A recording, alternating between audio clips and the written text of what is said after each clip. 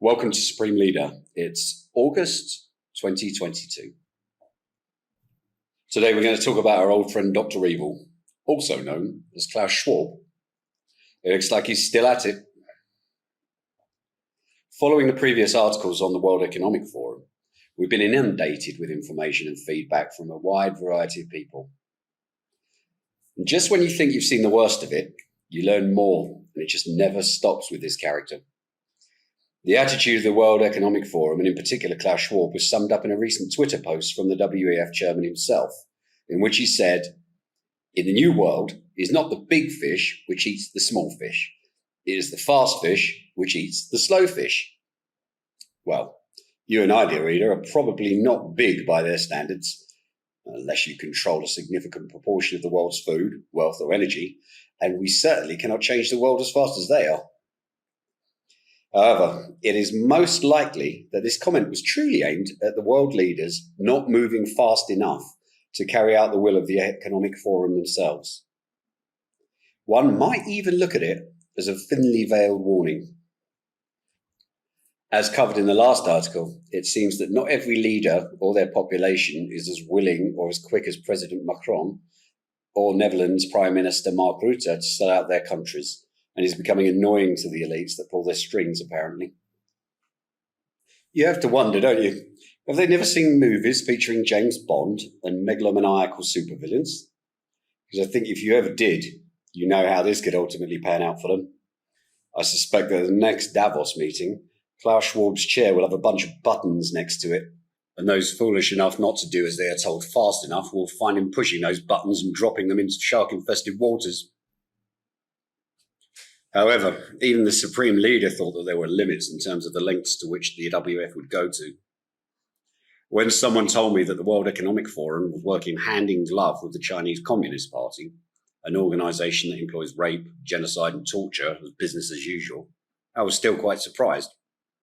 Yet, upon further investigation, they do, and they did, as evidenced by the time given to Xi Jinping as a guest of honour at Davos 2022, where he was invited to address all members present. Fortunately, the speech was about as inspiring as you might imagine if you had to sit through a few.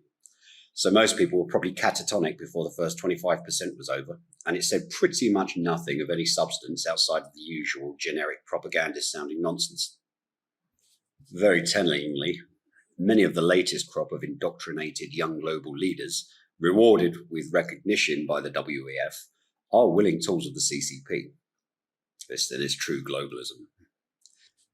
So it seems that the WEF are willing to go far further than we thought and will align with any oppressive regime, indeed, almost seeming to admire the very worst regimes in the world purely for their ability to oppress their own citizens. This might remind you of comments made by Canada's Justin Trudeau, when in the past he spoke openly of his admiration for China. Well, guess who is a Young Global Leader program alumnus? Yes, the same guy that immediately set about unwinding Canada's economy and suppressing any dissenting voices speaking out against globalism or supporting democratic values in the free press. Back to the WEF, and it seems that again, we, the ordinary members of the public, are now to blame for climate change in entirely new ways.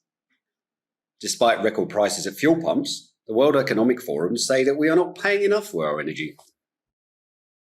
This has been put forward in a new World Economic Forum paper written by Colorado State University of Economics professor Edward B. Barbier, called "The Color of Democracy is Green: Why a Clean Energy Transition is Also Vital to Safeguarding Liberty."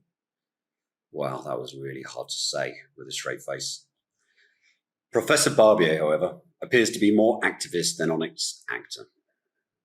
In another paper, which Barbier links in his article, he suggests that subsidies of oil and gas amount to 5.9 trillion USD.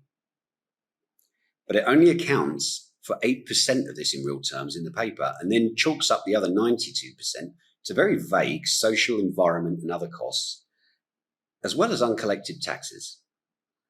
Is he making it up as he goes along, or stretching the definition so far that he fears peer review? The devil is in the detail, and there is none. The conclusion from Professor Barbier is that Taxes on fossil fuels need to be increased. Really? When most of the most vulnerable people in the world are choosing between food and heating? I didn't see any answer to that fundamental problem in his paper. Thanks, Professor. Ultimately, it's a dog whistle paper written to appeal to those who already have their agenda set. It is probably not all completely untrue or even pure manipulation, as you have to mix in some moments of truth to point to in order to make a paper like this even seem vaguely acceptable at all. But the broader direction just ignores the enormous red elephant in the room, and it is entirely disingenuous if you're really concerned about climate change. Remember that guest of honor at the Davos meeting? While individuals like Professor Barbier criticise the West for their terrible climate record, the World Economic Forum's new best friend and the country he leads produce more greenhouse gases and pollution than the rest of the developed world put together. You would think that might be a good place to start making some changes if you really wanted to deal with the problem you claim to be concerned about, would you not? Without any self-awareness or shame, the article actually has the temerity to claim that for the past 15 years, democracy has been in decline worldwide. Well, finally, something we can agree upon. But somehow, I don't think we agree upon the cause.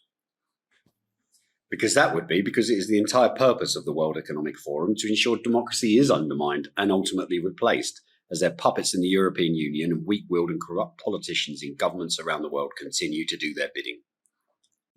What we can all be sure about is that nobody elected the WF so they could improve the situation today by disbanding themselves. But of course, that's not really what they mean, and democracy is the opposite of what they really want. Thanks for listening to The Supreme Leader this August 2022. We much appreciate you joining us and continuing to support The Supreme Leader. Please feel free to email us, contact us, let us know of anything you would like us to cover, or provide feedback on existing articles. We'll see you in the next podcast.